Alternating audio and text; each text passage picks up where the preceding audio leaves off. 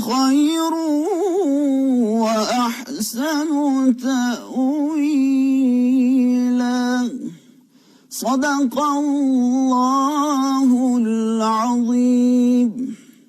ارشاد باری تعالیٰ ہے، مومنوں خدا اور اس کے رسول کی فرما برداری کرو، اور جو تم میں سے صاحب حکومت ہیں ان کی بھی، اور اگر کسی بات میں تم میں اختلاف واقع ہو تو اگر خدا اور روز آخرت پر ایمان رکھتے ہو تو اس میں خدا اور اس کے رسول کے حکم کی طرف رجوع کرو، یہ بہت اچھی بات ہے اور اس کا مال بھی اچھا ہے۔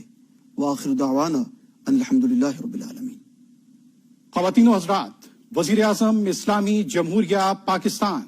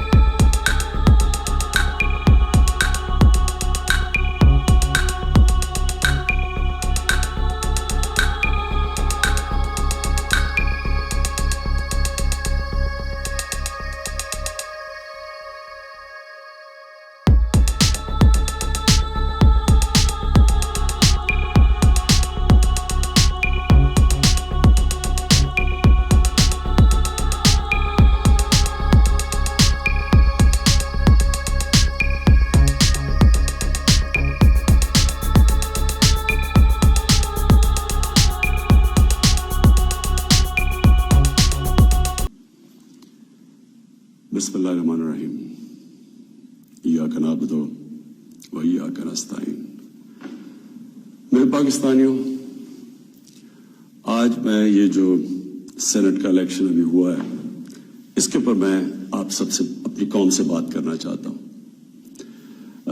یہ سینٹ کا الیکشن اس لیے ضروری، اس کے متعلق اپنی قوم کو بات کرنا اور سمجھانا، کیونکہ اس کے اندر جو ہمارے ملک کے مسئلے مسائل ہیں، وہ جس طرح کا یہ الیکشن ہوا ہے، وہ اگر آپ سمجھ جائیں تو وہ سارے ملک کے مسئلے مسائل ادھر سے آپ کو سمجھ آتی ہے، جس طرح کا یہ الیکشن ہوا ہے۔ سب سے پہلے ہم کچھ 6 سال پہلے تحریک انصاف نے سینٹ میں حصہ لیا، جب پختونخوا میں ہماری گورنمنٹ تھی، تو تب مجھے اندازہ ہوا کہ سینٹ کے الیکشن میں تو پیسہ چلتا ہے، اور ابھی سے نہیں، یہ 30-40 سال سے سینٹ کے الیکشن میں پیسہ چلتا ہے۔ جو سینیٹر بنتا ہے، جو بننا چاہتا ہے، وہ پیسہ استعمال کرتا ہے، اور وہ خریدتا کس کو ہے؟ ممبرز آف پارلیمنٹ کو۔ تو مجھے بڑی حیرت ہوئی جب مجھے پتا چلا، اور تب سے میں نے کیمپین شروع کی کہ یہ کیا مذاق ہو رہا ہے ہماری جمہوریت کے ساتھ، کہ کیسی جمہوریت ہے جس کے اندر ملک کی لیڈرشپ، یہ یاد رکھیں سینٹ کے اندر ملک کی لیڈرشپ آتی ہے، اور جو ممبرز آف پارلیمنٹ ہیں ان میں سے ملک کی لیڈرشپ آتی ہے، ان میں سے وزیر بنتے ہیں، ان میں سے وزیر اعظم بنتے ہیں، ان میں سے وزیر اعلیٰ بنتے ہیں۔ تو مجھے تب سے حیرت ہوئی کہ جب آپ پیسہ خرچ کر رہے ہیں، ایک سینیٹر رشوت دے کے سینیٹر بن رہا ہے، اور دوسری طرف وہ ممبرز آف پارلیمنٹ جو اپنا ضمیر بیچ رہے ہیں، پیسے لے کے ووٹ کر رہے ہیں، یہ کون سی جمہوریت ہے؟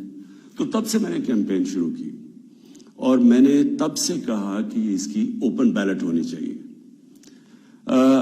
ہمارا جب دوسرا سینٹ کا الیکشن ہوا 2018 میں، ہمیں پتہ چلا ہمارے تقریباً 20 ممبر آف پارلیمنٹ بک گئے تھے، انہوں نے پیسے لے کے اپنی ووٹ بیچی، ہم نے 20 ممبرز کو نکالا۔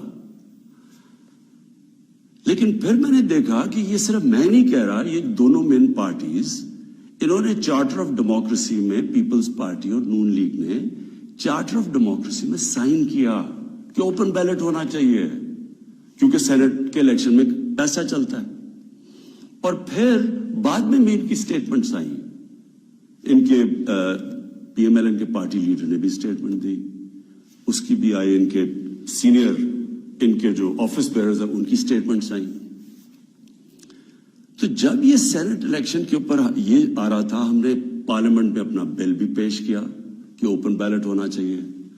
ہم نے پھر جب دیکھا کہ نہیں ہو رہا تو باقی پارٹیز جو کہ کہہ بیٹھی تھی کہ اوپن بیلٹ ہونا چاہیے, جب انہوں نے ہماری حمایت نہیں کی تو ہم سپریم کورٹ میں گئے. سپریم کورٹ میں پورا کیس ہوا. اس کیس کے اندر ججز صاحبان نے بار بار پوچھا کہ پیسہ چلتا ہے, اور اس کے دوران ایک ویڈیو نکلائی جو 2018 میں سینٹ الیکشن میں ایم پیز پیسے لے رہے تھے, وہ ویڈیو بھی نکلائی, یعنی کسی کو کوئی شک نہیں تھا. پھر جب یہ عدالت کے اندر, سپریم کورٹ کے اندر جب اس کی بات چیت چل رہی تھی تو الیکشن کمیشن نے اوپن بیلٹ کے خلاف گئی, اور سپریم کورٹ بار بار کہتا رہا کہ آپ کی ذمہ داری ہے صاف اور شفاف الیکشن کروانے کی. اور وہ ساری پارٹیز, پی ڈی ایم کی پارٹی سب اکٹھی ہو گئی, سب نے اکٹھے ہو کے کہا کہ نہیں جی سیکرٹ بیلٹ ہونی چاہیے, جبکہ ماضی میں یہ خود کہتے رہے کہ اوپن بیلٹ ہونی چاہیے. اب میں آپ سب سے یہ سوال پوچھتا ہوں کہ آپ کا کیا خیال ہے کہ کیا وجہ تھی کہ یہی پارٹیز پہلے چاہتی تھی کہ سیکرٹ اوپن بیلٹ ہونی چاہیے, اب کیوں یہ ساروں نے زور لگایا کہ سیکرٹ بیلٹ ہونی چاہیے؟ یہ جمہوریت کے خلاف ہے, یہ آئین کے خلاف ہے. تو پہلے یہ آئین کے خلاف نہیں تھی جب انہوں نے چارٹر آف ڈیموکریسی میں سائن کیا تھا. انہوں نے سینٹ کے اندر یہ بل ایک نکالا ہوا تھا, یہ ایک فورم کے اندر انہوں نے تب بھی کہا ہوا تھا کہ اوپن بیلٹ ہونی چاہیے.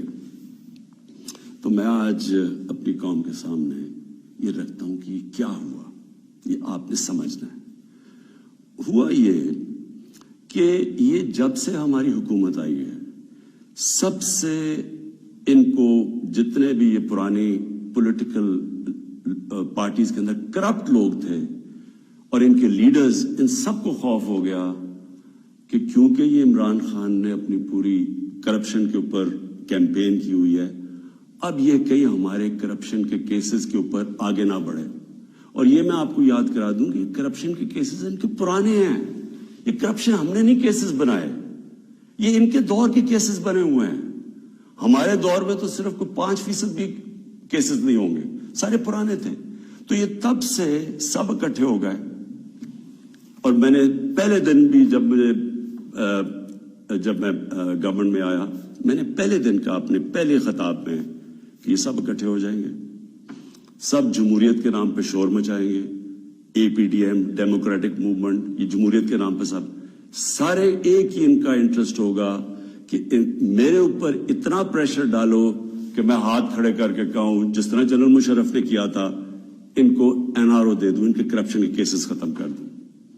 تو اب انہوں نے کیا کیا, انہوں نے پہلے کوشش کی بلیک میل کرنے سے پہلے دن سے کہ جی الیکشن خراب ہے. پھر انہوں نے اس کے اوپر کورونا کے اوپر پوری کوشش کی. پھر جب فیٹف کا بل آئی, ذرا آپ نے سمجھنا ہے فیٹف کا بل کیا تھا. فیٹف کا بل یہ تھا کہ ان کے دور میں ہمیں ایک انٹرنیشنل جو ایک ادارہ ہے فیٹف, اس کے اندر ہمیں گرے لسٹ میں ڈال دیا گیا. گرے لسٹ کا مطلب یہ ہے کہ اگر آپ جو وہ فیٹف کہتی ہے اگر وہ آپ نہیں کرتے تو وہ آپ کو بلیک لسٹ میں ڈال دیں گے. بلیک لسٹ کا کیا مطلب ہے, ملک کے اوپر سینکشنز لگ جائیں گے. سینکشنز کا کیا مطلب ہے آپ کو صرف میں آسان زبان میں سمجھا دوں. اس کا مطلب یہ ہے کہ جو وہ سینکشنز لگے گی ہمارا روپیہ گرنا شروع ہوگا, اور ہمارا روپیہ کتنا گرتا ہے یہ کوئی کہہ نہیں سکتا, لیکن جب روپیہ گرتا ہے آپ سمجھ جائیں کہ اس وقت مہنگائی بڑھ جاتی ہے, کیونکہ ساری چیزیں جب روپیہ گرتا ہے جو چیز آپ باہر سے منگواتے ہیں مہنگی ہو جاتی ہے, جس کے اندر تیل ہے, بجلی ہے, کیونکہ بجلی بھی تیل کے اوپر آدھی بنتی ہے, پھر ڈالر کے کانٹریکٹس ہیں, پھر دالیں ہیں وہ 70% باہر سے, پھر گھی باہر سے آتا ہے, پھر گندم بھی ہمیں باہر سے منگوانی پڑی. تو جو بھی چیز باہر سے آتی ہے, ٹرانسپورٹ, تیل, سب مہنگی ہو جاتی ہے. تو اگر فیٹف کی بلیک لسٹ میں آتے ہیں تو یہاں لوگوں کی یا تو غربت پھیلنی ہے. تو ہم فیٹف کے لیے جو قانون نکالنا چاہتے تھے، جو فیٹف نے ہمیں کہا قانون نکالنا تھا فیٹف کا، ان سب نے مل کے ایک ہمارے پاس ایک این آر او کا ایک دے دیا جی کہ جی یہ نیب کے یہ چینجز کریں، مطلب کہ نیب کو ختم کر دیں، تب ہم فیٹف کا بل سائن کریں گے۔ فیٹف ملک کے لیے، نیب کا اس سے کیا تعلق ہے؟ صرف اور صرف کہنے کی کوشش، ان کا 1 پوائنٹ ایجنڈا ہے کہ کسی طرح مجھے پریشر کر دے کہ میں کسی طرح بلیک میل کریں کہ ان کو این آر او دے دوں۔ اب آپ سمجھے کہ انہوں نے یہ کیوں کیا؟ کیوں یہ جو پہلے کہہ رہے تھے، سب کہہ رہے تھے کہ سینٹ کے الیکشن میں پیسہ چلتا ہے اور اوپن بیلٹ ہونی چاہیے، اور اب کیوں سب اکٹھے ہو گئے؟ سپریم کورٹ میں جا کے سب نے اکٹھے ہو زور زور سے کہا کہ نہیں جی ہمیں سیکرٹ بیلٹ چاہیے، خفیہ بیلٹ چاہیے۔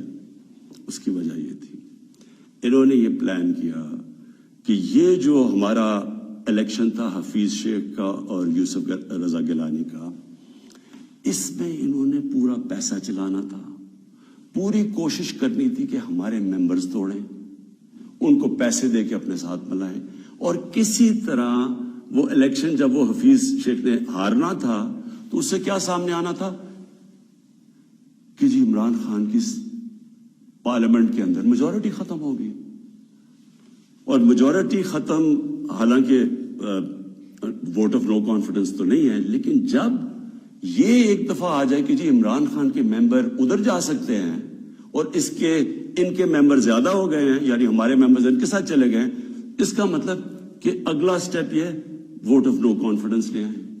تو اصل مقصد یہ تھا کہ ووٹ آف کانفیڈنس کی تلوار میرے اوپر لٹکائیں، مجھے بلیک میل کریں کہ میں کسی طرح ان کو این آر او دے دوں۔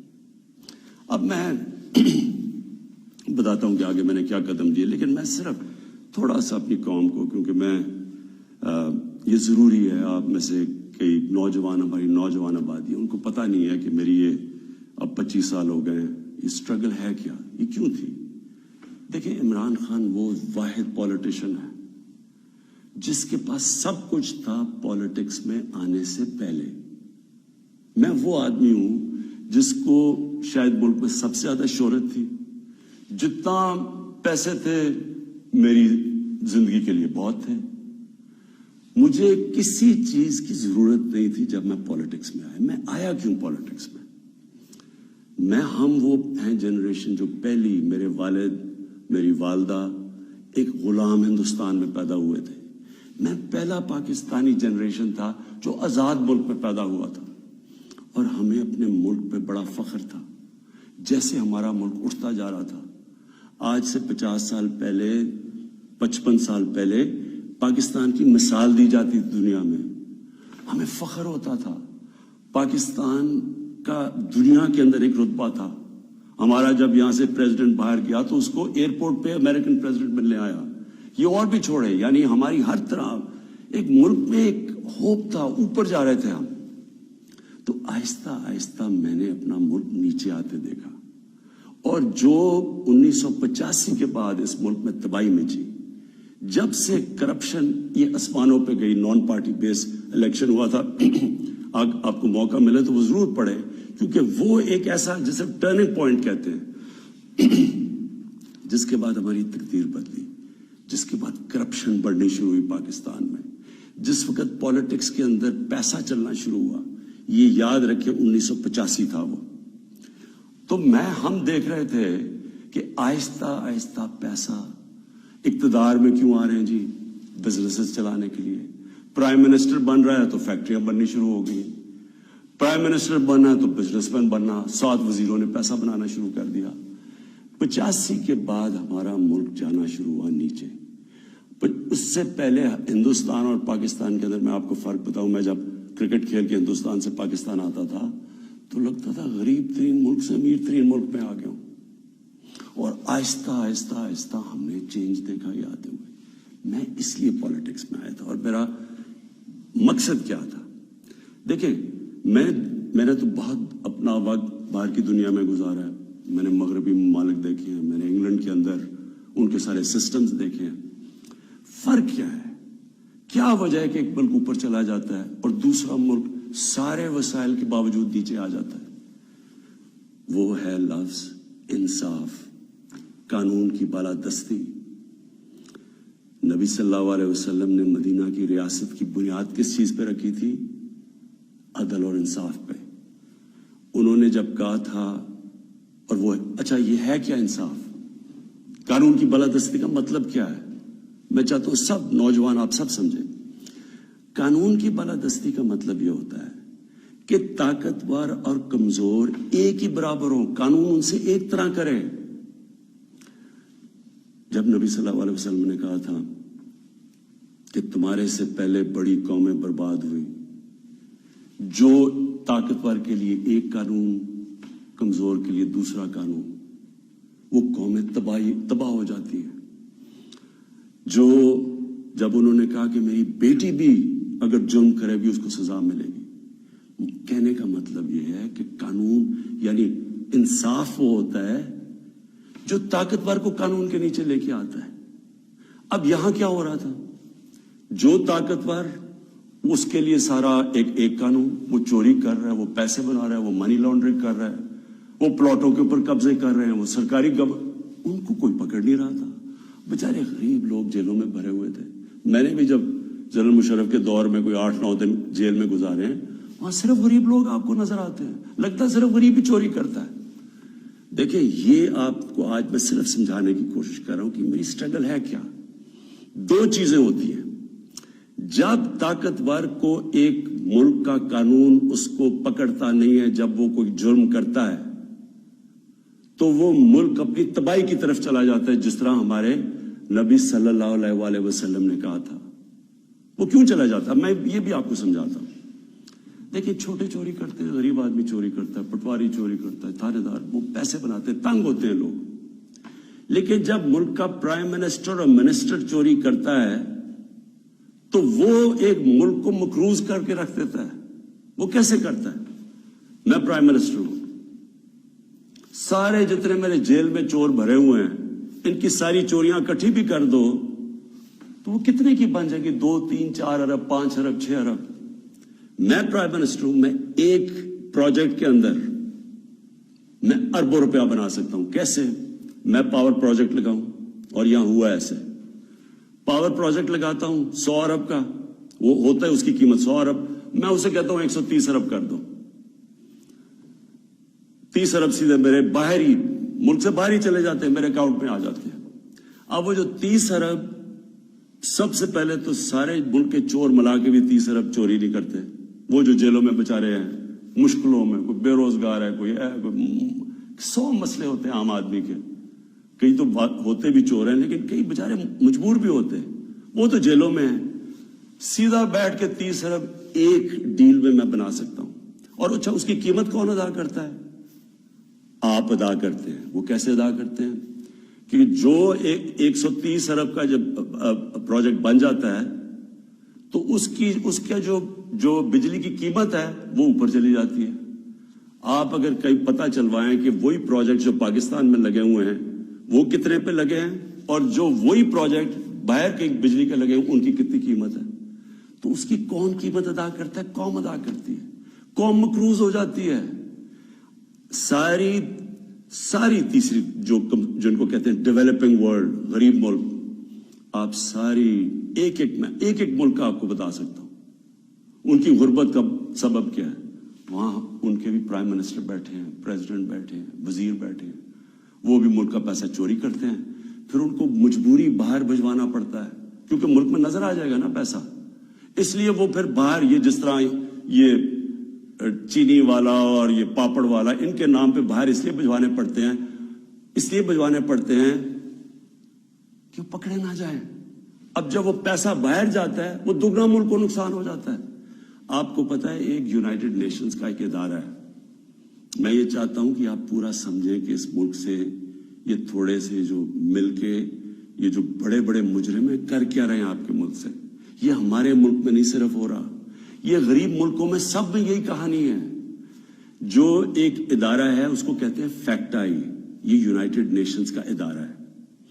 یہ کیا کرتا ہے؟ یہ پوری طرح ریسرچ کرتا ہے کہ غریب ملکوں سے پیسہ امیر ملکوں میں کتنا پیسہ جاتا ہے، یا آف شور اکاؤنٹس میں کتنا جاتا ہے، یا بڑے بڑے لندن اور نیو یارک میں بڑے بڑے غریب ملکوں سے لوگ جو گھر خریدتے ہیں وہ اس کی سروے کرتا ہے.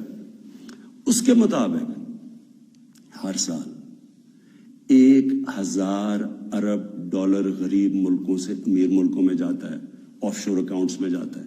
یہ فیکٹ آئی کی رپورٹ ہے. آپ کو پتا ہے ہمارا سارا 22 کروڑ لوگوں کا بجٹ کتنا ہے؟ مشکل سے 60 ارب ہے. ہم 22 کروڑ لوگ جو ہیں, ہمارا سارا بجٹ 60 ارب ہے. تو 1,000 ارب غریب ملکوں سے جاتا ہے. ایک 10 سال پہلے رپورٹ آئی تھی پاکستان سے 10 ارب ڈالر منی لانڈرنگ ہو کے ملک سے باہر جاتا ہے. تو یہ ہو کیا رہا ہے؟ غریب ملکوں سے پیسہ جا رہا ہے امیر ملکوں میں. غریب ملک غریب ہوتے جا رہے ہیں. غریب ملکوں اور امیر ملکوں میں فاصلے بڑھتے جا رہے ہیں. غریب ملک جو پیسہ ان کا ادھر خرچ ہو تاکہ روزگار ملے تو اسکولوں پہ چلے یا وہاں وہ اس ملک کے اندر اکنامک گروتھ ہو, وہ پیسہ ملک سے باہر چلا جاتا ہے.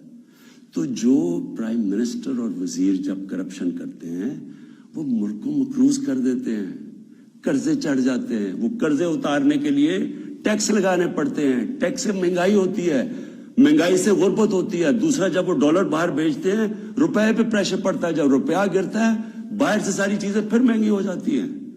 تو یہ جو میری سٹرگل ہے اس کا مقصد کیا تھا؟ کیونکہ میں نے تو دنیا میں دیکھا ہوا تھا جو امیر ملک سوئٹزرلینڈ جو میں نے دیکھے ہیں ان ساروں کے اندر قانون کی بالادستی کا مطلب طاقتور قانون کے نیچے ہے. ہمارے ملک میں آپ نے تماشا دیکھا, جنرل مشرف اتنی طاقت اس کے پاس, فوج اس کے نیچے, عدلیہ اس کے نیچے, اپوزیشن وہ نہیں. اس نے پریشر میں آ کے ان دونوں پارٹیز کو NRO دے دیا. وہ NRO کی وجہ سے آج جب ہماری حکومت آئی ہے جتنا ہم ٹیکس کا پیسہ اکٹھا کرتے ہیں آدھا چلا جاتا ہے ان کے لیے ہوئے قرضوں کی قسطوں پہ. ہم نے تو اپنا بجٹ بیلنس کر دیا, ہم نے تو خرچے اور آمدنی کو بیلنس کر دیا, لیکن جو قرضوں کی قسطیں دینی پڑتی ہے وہ ہمارے اوپر بوجھ بڑا ہوا ہے. یہ ساری غریب ملکوں کی یہی سٹوری ہے. میں یہ آپ کو اس لیے بتا رہا ہوں آپ کو پتا چلے کہ اس ملک, ہم ایک غریب ملک نہیں ہے. اللہ نے اس کو سب کچھ دیا ہوا ہے, لیکن کوئی دنیا کا ملک آگے نہیں بڑھ سکتا جس کے اوپر بیٹھے ہوئے طاقتور اس ملک کا پیسہ نکال رہے ہوں باہر. کوئی ملک نہیں چل سکتا. اب واپس آ جائیں سینٹ پہ. یہ کیوں سینٹ کا الیکشن امپورٹنٹ تھا؟ انہوں نے کیوں اتنا زیادہ زور لگایا پتا ہوتے ہوئے کہ پیسہ چلنا ہے سیکرٹ بیلٹ میں؟ یہ کیوں سب اکٹھے ہو کے انہوں نے کوشش کی, یہ پورا یہ جو ڈرامہ کیا ہے؟ اگر اوپن بیلٹ ہو جاتی تحریک انصاف کو تو ہمیں اتنی سیٹیں ملنی تھی جتنی ملی ہیں سینٹ میں. ہمیں ہمارا تو یہ جو کہہ رہے ہیں نا کہ بہت بڑا کوئی مارکا مار لیا, ہمیں تو اتنی سیٹیں مل گئی ہیں, ہم تو سب سے بڑی پارٹی بن گئے سینٹ میں. لیکن انہوں نے جو سارا ڈرامہ کیا ہے وہ ایک حفیظ شیخ کی سیٹ کے اوپر, اور سارا جو پیسہ لگایا ہے جو یوسف رضا گیلانی کا پیسے بانٹ رہا تھا شام کو, لوگوں کی ضمیر خرید رہا تھا. اور وہ جو میں نے جب اپنے MNA سے جب میٹنگ کی, ہماری خواتین نے ہمیں بتایا کہ جی ہمیں کال کر کے آفرز مل رہی تھی. کوئی ہماری پرانی PTI کی وہ کال کر کے کہہ رہی تھی 2 کروڑ سے بولی لگ رہی تھی. اب میں الیکشن کمیشن سے تھوڑا بات کرنا چاہتا ہوں. دیکھیں, الیکشن کمیشن آپ کا بہت بڑا رول ہے. آپ کی سب سے بڑی ذمہ داری صاف اور شفاف الیکشن ہے. یہ آپ کی آئینی ذمہ داری ہے. پہلے تو مجھے یہ نہیں سمجھ آئی کہ آپ نے عدالت میں کیوں جا کے کہا کہ جی خفیہ بیلٹ ہونی چاہیے. مجھے یہ بتائیں, کوئی آئین اجازت دیتا ہے چوری کرنے کی, رشوت دینے کی؟ کوئی آئین اجازت دیتا ہے جو 30 سال سے ہو رہا ہے؟ پھر جب آپ کو سپریم کورٹ نے موقع دیا, کہ انہوں نے آپ کو کہا کہ ہاں اس دن سیکرٹ بیلٹ کروا لو, لیکن اس کے بعد ان کی آئیڈینٹیفیکیشن رکھو بیلٹ کی کہ ہم مثلا آج پتا چلوانا چاہتے ہیں جی ہمارے 15-16 لوگ جو بکے ہیں, میں ورڈ یوز کر رہا ہوں بکے ہیں, ہمیں پتا تو چلے وہ کون ہے. آپ نے ان مجرموں کو بھی بچا لیا یہ سیکرٹ بیلٹ کروا کے. آپ نے ہماری جمہوریت کو نقصان پہنچایا ہے. مجھے بتائیے کون سی جمہوریت ہے جدھر پیسے دے کے کوئی سینٹ بنتا ہے؟ یہ جمہوریت ہے؟ جمہوریت کا تو مطلب ہوتا ہے الیکشن سے لوگ اوپر آتے ہیں. یہ پیسے دے کے اوپر آنے کا یہ جمہوریت ہے؟ دوسرا مجھے بتائیں کہ جو ہمارے بچے ہیں, ہمارا ایک نوجوان آبادی ہے, اب ہم کیا ان کے لیے مثال سیٹ کر رہے ہیں؟ سارے ملک کے سامنے پیسے چل رہے ہیں, وہ ویڈیو چل رہی ہے پیسے کی. اس سے پہلے ویڈیو چلی جو 2018 کے الیکشن میں کہ جناب وہ ایم پیز کروڑوں روپے ایسے ایسے کر کے بیگز میں ڈال رہے ہیں. کوئی کچھ کوشش کی؟ کیا آپ کو یہ نہیں پتا کہ آپ کی ذمہ داری تھی انویسٹیگیٹ کرنے کی؟ ساری ایجنسیز آپ کے نیچے ہیں, سب کے سامنے یہ تماشا ہوا. مجھے یہ بتائیں کہ جب ایک ملک کی لیڈرشپ, یہ لیڈرشپ ہے سینٹ کی, جب یہ رشوت دے گی اور رشوت لے گی تو آپ کیا کہیں گے کہ پٹواری اور تھانے دار وہ ٹھیک ہو جائے گا؟ کیا آپ کہیں گے باقی لوگ ٹھیک ہو جائیں لیکن لیڈرشپ چوری رشوت دے؟ ایک چائنیز پروورب ہے کہ fish rots from the top. جب اوپر آپ کرپشن کی اجازت دے رہے ہیں اور آپ کے سامنے ہوئی ہے اور آپ کو پتا تو ہو نہیں ہے. میں کہتا کیا, میں نے الیکشن سے پہلے کہا کہ ریٹس لگ گئے ہیں لوگوں کے, بولیاں لگ رہی ہیں. آپ کو موقع جب دیا سپریم کورٹ نے, کیا وجہ تھی کہ آپ 1500 بیلٹس کے اوپر کوئی ایک بار کوڈنگ نہیں کر سکتے تھے؟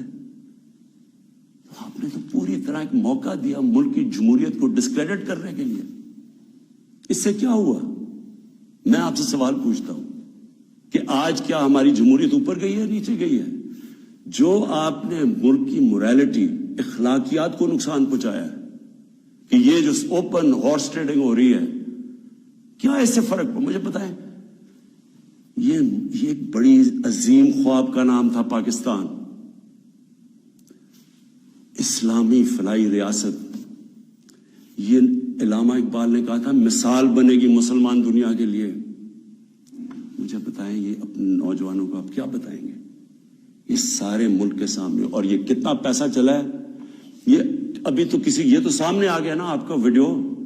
آپ کو یہ نہیں اندازہ کہ کتنا پیسہ چلا ہے اس الیکشن کے اندر, کس طرح لوگوں نے اپنے ضمیر بیچے ہیں پیسہ بنانے کے لیے, کس طرح ہماری پالیٹکس کو کرپٹ کیا گیا ہے. جو کروڑوں روپیہ خرچ کر کے سینیٹر بنے گا وہ حاتم تائی ہے, وہ آ کے ملک کی خدمت کرے گا, وہ یہ پیسہ کدھر سے ریکور کرے گا؟ پھر کہتے جی کہ دیکھیں جی کرپشن بڑی بڑھ گئی ہے ملک میں. کبھی قانون سے بھی کوئی کرپشن ختم ہوئی ہے؟ مجھے بتائیں کبھی کوئی قانون بنا کے یا لا انفورسمنٹ سے کرپشن ختم ہو سکتی ہے؟ کرپشن ایک معاشرہ ختم کرتا ہے, ایک قوم مل کے کرپشن ختم کرتی ہے. جب ایک قوم ایک میسج دیتی ہے کہ جو کرپشن کرے گا, رشوت دے گا, وہ ہمارے میں سے نہیں ہے, اس کو لوگ شادیاں نہیں کروائیں گے ان گھروں میں, ان کو گوٹ پارٹیز پہ نہیں بلائیں گے. یہاں کرپٹ لوگوں کو آپ مین سٹریم میں لا رہے ہیں. اور میں یہ بھی کہنا چاہتا ہوں, ہمارے وہ میڈیا کے لوگ, میں ان سے سوال پوچھتا ہوں, بڑے بڑے صحافی عدالت میں جاتے ہیں, عدالت میں جا کے کہتے ہیں کہ جی وہ نواز شریف کو تقریر کرنے کی موقع دینا چاہیے, وہ نیلسن منڈیلا تقریر کرے گا, ملک کو پتہ نہیں کیا فائدہ ہوگا. ایک آدمی سپریم کورٹ سے کنوکٹ, ایک مجرم جھوٹ بول کے ملک سے بھاگا ہوا, جس کے اوپر اربوں روپے کی چوری, اس کے بیٹوں کے اربوں روپے کی پراپرٹیز میں رہ رہے ہیں لنڈن. ملک سے کیوں بھاگے ہوئے جی؟ ہم برطانوی سٹیزن ہیں. وہ تو جی بکنگھم پیلس میں پیدا ہوئے تھے نا, کدھر سے پیسہ آیا ان کے پاس؟ یہ یہاں سے پیسہ چوری کر کے باہر بیٹھے ہوئے ہیں, وہ باہر بیٹھا ہوا ہے, اس کا منشی جو دماد ہے وہ باہر بیٹھا ہوا ہے, ان کے بچے باہر بیٹھے, سارے اربوں پتی ہیں, کوئی جواب. اور یہاں ہمارے صحافی کہہ رہے ہیں کہ جو اسے تقریر کرنے کا موقع دے. وہ کوئی جیل سے نکلتا ہے اربوں روپے کی کرپشن کے چارج, وہ جا کے پھول پھینک رہے ہیں لوگ اس کے اوپر. مجھے یہ بتائیں کیسے کرپشن ختم ہوگی؟ جب آپ معاشرہ جب ان کرپٹ لوگوں کو ایکسیپٹیبل کر دے گا. یہ کھلے عام جب یوسف رضا گیلانی یہ جب بنے گا سینیٹر اور وہ پیسے چلا کے, اور ہم اس کو ایکسیپٹ کریں گے جی وہ جی جمہوریت ہے بڑی آ گئی. یہ صرف میں یہ سمجھنے کی کوشش کر رہا ہوں کہ کیا ہمیں فکر ہے اپنے آنے والے بچوں کی, اپنی جنریشنز کی, اپنی نسلوں کی, کہ کیا ہم ایگزامپل سیٹ کر رہے ہیں ان کے لیے. میں اپنی ساری قوم سے پوچھتا ہوں کہ اگر آپ ان لوگوں کو ایکسیپٹ کر لیں گے جو بڑے بڑے ڈاکو, کہ عمران خان کی اکیلے کی ذمہ داری لگی ہوئی ہے کہ ان کے پیچھے پڑا رہے؟ یہ آپ سب کی ذمہ داری ہے. سنگاپور کے اندر جب ایک وزیر نے چوری کی، کرپشن کی، لی کوان یو جو ان کے پرائم